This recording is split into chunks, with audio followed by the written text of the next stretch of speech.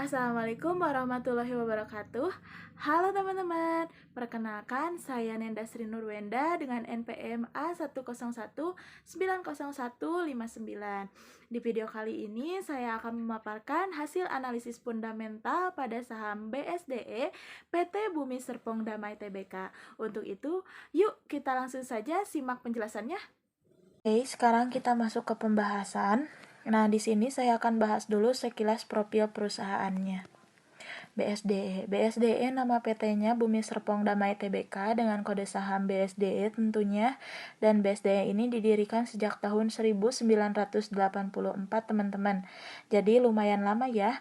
Dan untuk IPO-nya sendiri pada tahun 2008, kemudian market cap-nya kurang lebih 20 triliun, dan dibandingkan dengan market emiten properti yang lain, BSDE ini termasuk yang ketiga terbesar di Indonesia. Selanjutnya, kepemilikan masyarakat di 40,5%. Cukup baik ya, karena masyarakatnya masih di bawah 50%, jadi si pengendali masih bisa mengendalikannya.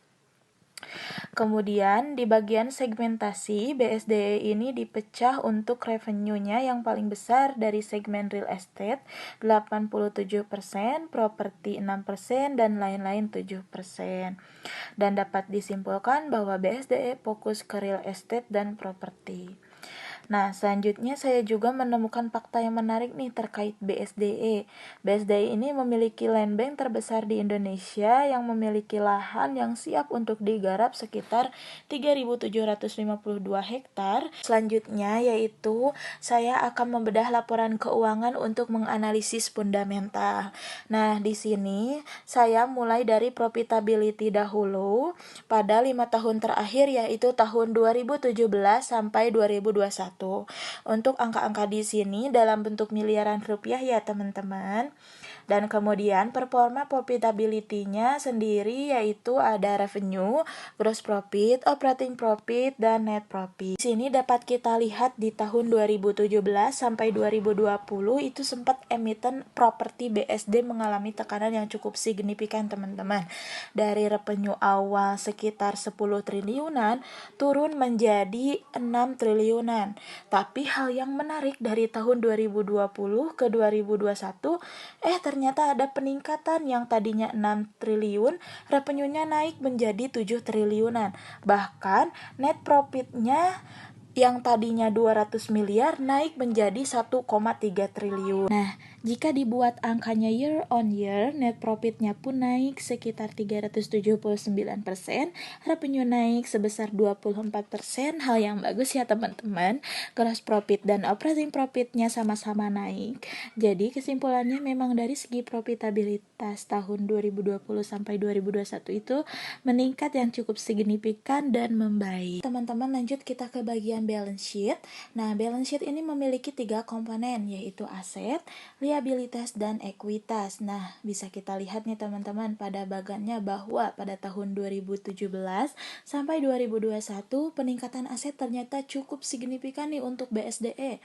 Nah, kalau kita muat angkanya yaitu dengan year on year, liabilitas ini menurun sekitar 3% dan ekuitas naik 4%. Ini hal yang bagus teman-teman, karena itu berarti lebih banyak melunasi utang daripada menambah utang.